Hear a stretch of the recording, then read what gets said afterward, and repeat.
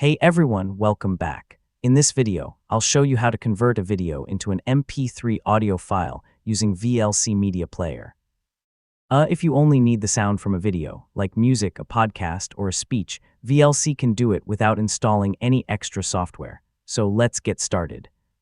First, open VLC Media Player on your computer. Once it's open, click the Media menu in the top left corner and select Convert or Save. In the new window, click Add, then browse to and select the video file you want to convert. After adding the file, click the Convert or Save button at the bottom. Next, you'll see the Convert window. Under the Profile section, choose an audio format such as Audio MP3 from the list. This tells VLC to extract only the audio from your video. Yeah, this is the most common option if you want a standard MP3 file that works on almost any device. Now, click Browse to choose where you want to save the new file. Give it a name and make sure the file extension is MP3 before saving.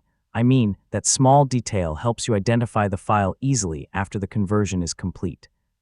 Finally, click Start and wait for VLC to finish converting the file. The time it takes depends on the length of your video, but once it's done, you'll find your new MP3 file in the folder you selected, ready to play or share, and that's it.